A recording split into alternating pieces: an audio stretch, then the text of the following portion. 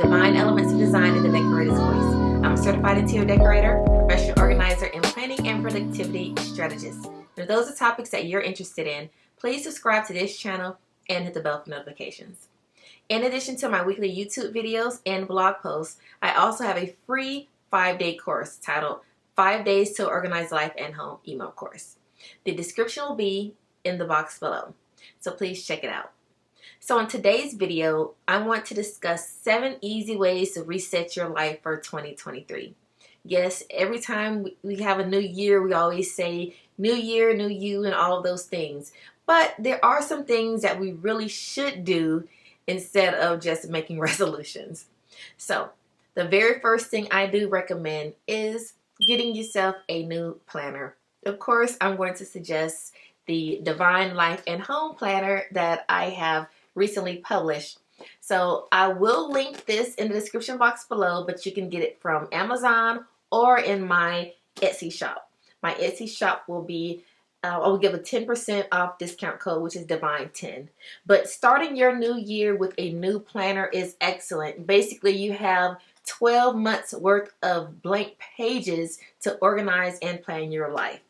And on the video next week, I'm probably going to show you how I break down my planner for the 2023 year and work on my goals. I'm going to reflect the things that I did last year, some of the things that I didn't accomplish, because I'm human. There are some things that I did not accomplish, but I'm going to use that and look at how I'm going to plan and organize my life and my home for 2023. So for one, is a new planner. The second thing I want you to do actually kind of goes with the number one thing, but it is to reevaluate your last year's goals and plans and different things that you wanted to do.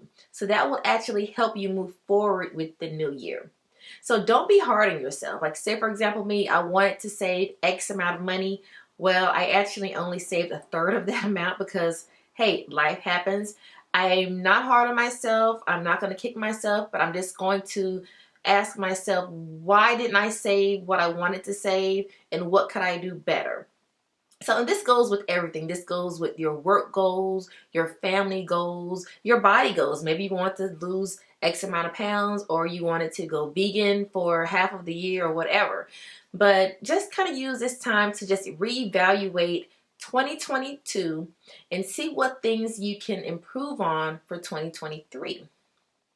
The next thing I recommend doing is actually kind of rearranging your home. You know, just doing some minor things in your living room or your bedroom or whatever, you know, space that you have. You know, we take our Christmas decorations down or holiday decorations down, but, you know, kind of use this time to just refreshen your place a little bit. You don't even have to buy anything.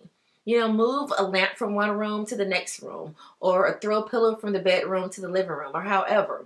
Just something to just kind of spice it up a little bit and use what you already have. Of course, you can go out and buy different things, but I'm just saying just something really minor that you can do to just kind of give yourself a new start. Another thing that you should do is consider doing a deep clean in your home.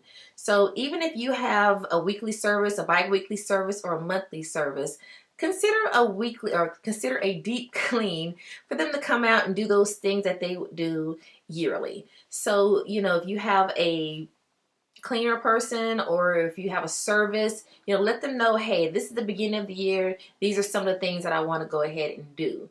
And a lot of times people, you know, consider spring cleaning for the spring, but there are certain things that you can do annually, quarterly, even, you know, monthly.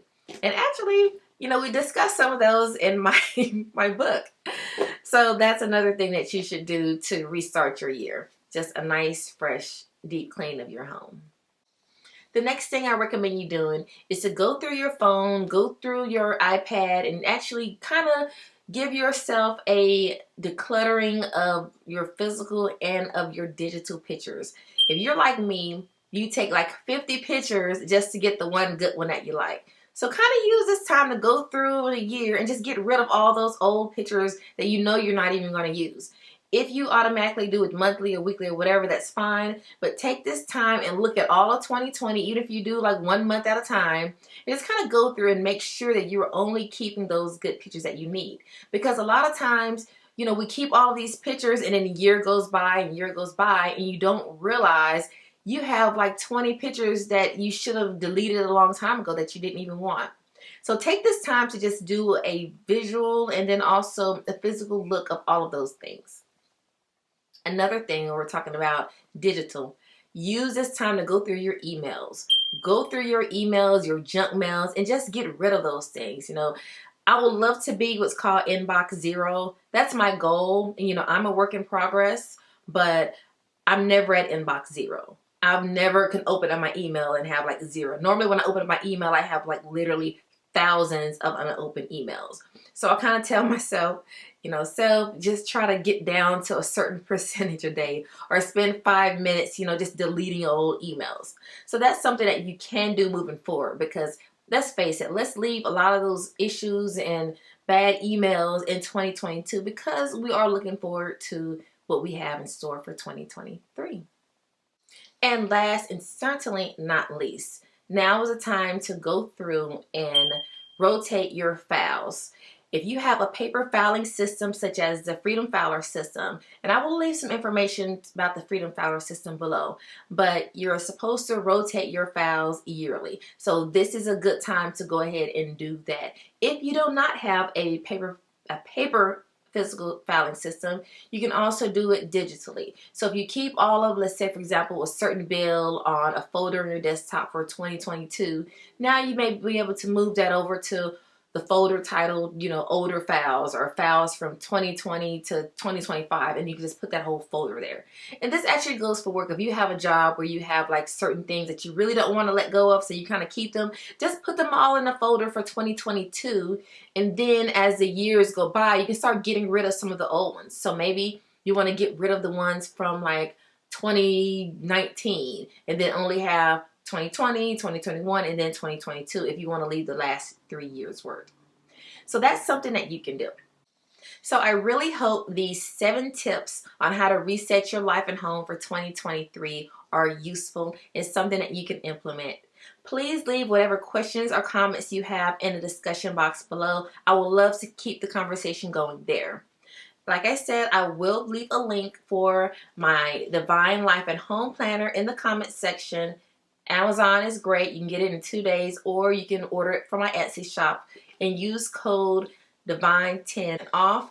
And also stay tuned for next week's video where I'm going to do a step-by-step showing you how I'm going to plan inside of my planner, like my personal plans. So get your book this week, and then next week you'll be ready to plan with me.